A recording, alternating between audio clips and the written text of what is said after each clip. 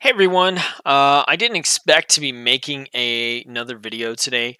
I knew that this news was coming, didn't realize it was going to be as bad as it is.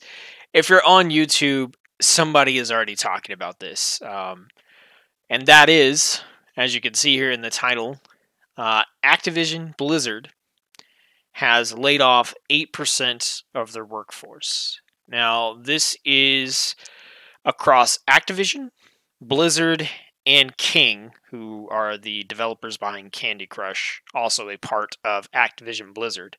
8% of its workforce is about 800 people. And with everyone else who is talking about this news, I just want to express my condolences to everyone who has lost their jobs. We're going to talk about a little bit about the way that those jobs were lost. I myself have been laid off before. I've been there. I know how it is. In my case, I at least had some advance notice. Essentially, what happened with this is last week it was leaked that Activision Blizzard was going to be laying off a significant amount of their employees on Tuesday, today, during as part of like their earnings call, talking to their investors. And it was rumored that it was, going to be like 100 people, or maybe a couple hundred. So we were expecting a decently big number, something that would have been impactful, even just from an observer's standpoint. Each person that's laid off, that obviously has a significant impact upon their personal lives as well. So we knew this was coming, and despite the leak, Activision Blizzard still waited until today, and they revealed this 8%, this 800 people that were going to get laid off. So rather than give like the full story here, I want to go through this article.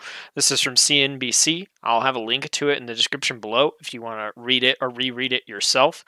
And I don't want to just talk about the layoffs that happened today, but I want to talk about some of the other things that were brought up in the earnings call. So I am going to read through the majority of this article, stopping along the way to add some comments and some thoughts. And so let's just go ahead and jump in. We got some bullet points here on the top, but let's go ahead and scroll down. So the top section here is basically talking about how Activision Blizzard had mixed fourth quarter results. Essentially, some of their games didn't perform as well as they expected. Obviously, Call of Duty didn't meet investors' expectations in terms of how much it should have sold. Battle for Azeroth was in a pretty poor state. There was the Diablo Immortal fiasco and the trend towards developing mobile games. All this kind of stuff basically resulted in mixed results. So, as they were talking, Bobby Kotick, who's the CEO of Activision Blizzard, was in for the earnings call, and he said, he's talking about the restructure here, the getting rid of the 8% of the workforce. Our restructuring plan sheds investment and less productive non-strategic areas to our business and will result in a net headcount reduction of approximately 8%, while also driving a significant increase in investment focus and capabilities around our biggest franchises. So this is from the operating chief. We're confident that over time, this plan will enable our teams to accelerate the delivery of high-quality content to our communities. Now, setting aside the reduction in the workforce, which, I mean, there's no way you can paint that as a good thing. I think it's disrespectful towards the people who lost their jobs. There's no way that you can pretend that this is in any way, shape, or form a good or like positive thing for those people. And I'm not going to pretend to here. What I want to do is try to pick out some of the other things and maybe see why Activision did this, aside from the obvious reason of, corporate greed or whatever. There's still some, what I really want to see is what is Activision Blizzard trying to accomplish with this, and then I want to hold them to that and see if they actually do it. There's no way to really justify the pain and the stress that are being inflicted upon these employees in such massive numbers. I mean, 800 is ridiculous, and this has happened across various industries at times as well. It just affects us a lot. I think we are aware of it more because we're gamers, right? So I really want to see, okay, what is Activision trying to promise? And then I want to hold them to it and basically say, hey, if you're going to go through all this, do this to these people, then you better do what you say that you're going to do. And so here it sounds like what they're wanting to do is eliminate some segments of the company, some particular groups, and try to funnel as much as they possibly can into the development of content. And we're going to see what content they're focused on a little bit later. So this is talking about their earnings and how things were mixed and et cetera, et cetera. They did mention that this was their highest earning year ever. They set records in the amount of money that they earned. They also brought back a chief financial officer who had left Blizzard, brought him back with a $15 million sign-on bonus, which is kind of ridiculous. It wasn't like 15 million cold hard cash. It was part cash bonus, part like stock investment options and stuff like that. So let's go on and see what they had to say about the mixed quarter earnings. In-game execution was inadequate in some of our franchises, and we saw weaker than anticipated retail demand. I think this occurred for Battle for Azeroth. This occurred probably for Hearthstone with some mixed results there. They weren't really making revenue off Diablo, but I imagine their player base for that really dropped off pretty sharply. I know Overwatch didn't have a whole ton of content that came out.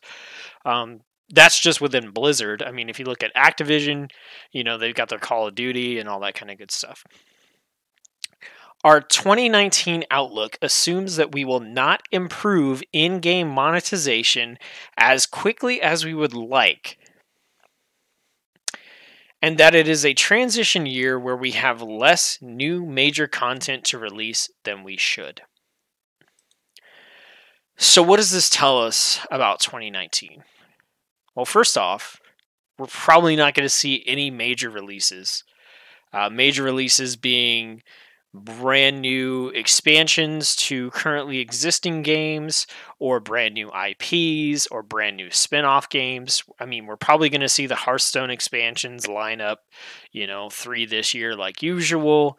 We're obviously not expecting to see a World of Warcraft expansion this year. This makes it sound like there's not going to be any new Diablo release this year, so no major Diablo release.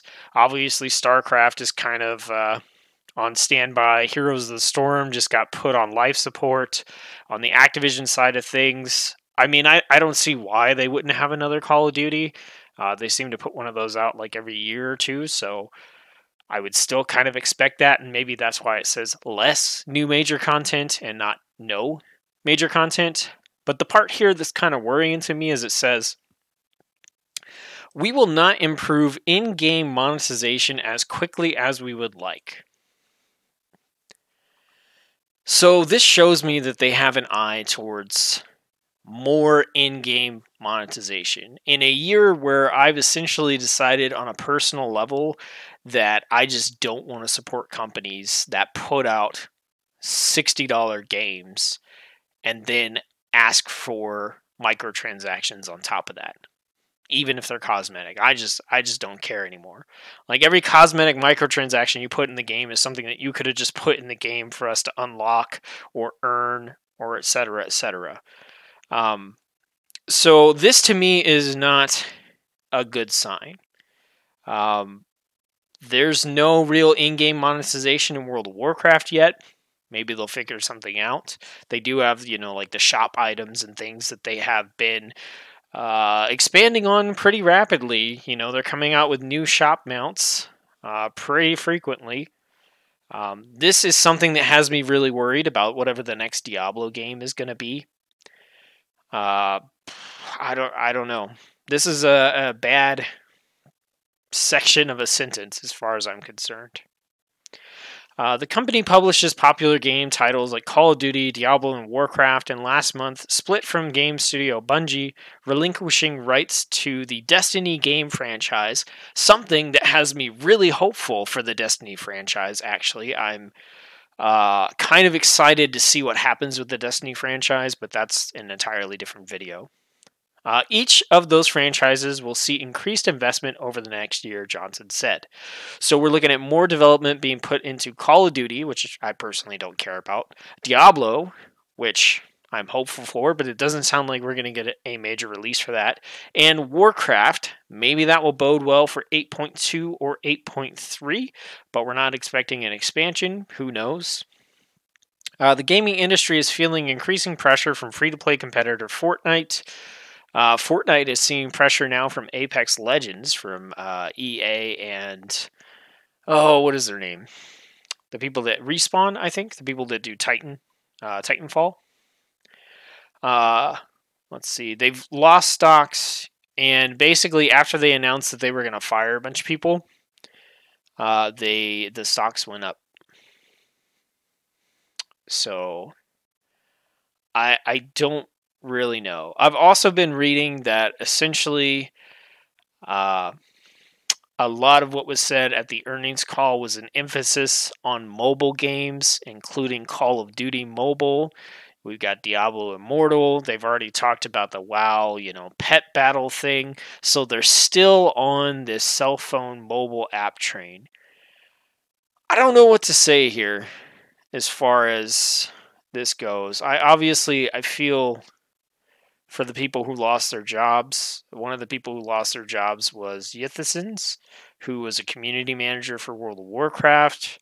I think another community manager, I want to say is Jay Hill is the name, who's been at Blizzard for 10 years, lost his job. It doesn't say it in this article, but a lot of community managers and those sorts of professions were cut, as well as a bunch of esports.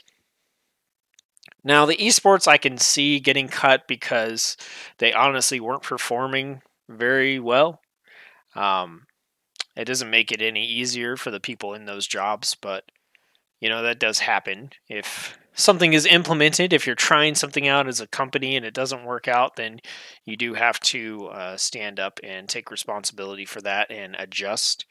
But in a year where Activision Blizzard said that they have broken records in terms of monetization or overall revenue, and in a year where they were able to give a CFO $15 million for sign-on bonus, and I imagine other CEOs got big bonuses, this just seems absolutely ridiculous.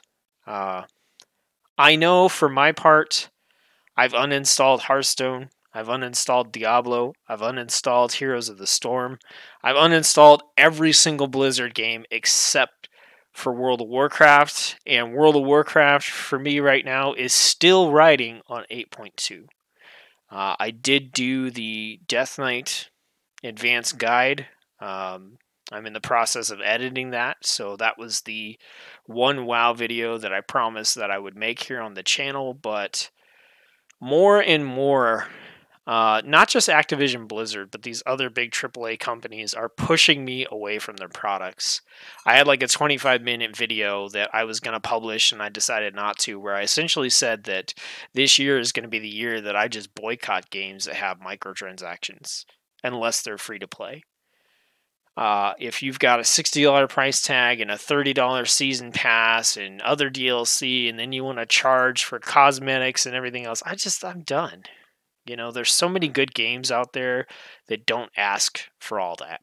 If you're a free-to-play game, then sure, I expect you to have microtransactions, cash shop, cosmetic items, that kind of good stuff, because that's how you earn your money. But I don't know. This is bad news. I don't think anybody is really expressing what's going on very eloquently, because we didn't expect 800 people. And it's not that it would have been any better if it was less than that, but that's a staggering number of people to lose their jobs on a Tuesday. And I doubt any of them are going to watch this video. I'm not a big enough YouTube YouTuber for them to find me and hear what I have to say. But if you happen to stumble upon this video at some point, I hope all goes well for you in the future and that you can find a home at a company that will hopefully value you a little bit more. I know some of you were recognized within the community, and everybody's going to be rooting for you as you move forward in your career. And I personally am going to hold Blizzard and Activision Blizzard to what they said here. We better see an acceleration in the delivery of high quality content to our communities, and we better not see any more of this repetitive same old BS that we've seen for World of Warcraft and every other game, where everything seems so stagnant and it seems like you're just repeating the same thing over and over over and over every year, every expansion. So I better see some acceleration in the delivery of high quality content. And if all I see is mobile games, and if all I see is the ability to increase in-game monetization as quickly as possible, I'm out. And I hope that the majority of your supportive fan base is out too, because that's just ridiculous. I don't really know how to end this video, so I'll just end it here. Let me know what your thoughts are about the situation down below. I try to be sort of reasonable about it, but it's just one of them things. I hope you're having fun in whatever it is you're doing. And as always, I'll see you on the next video.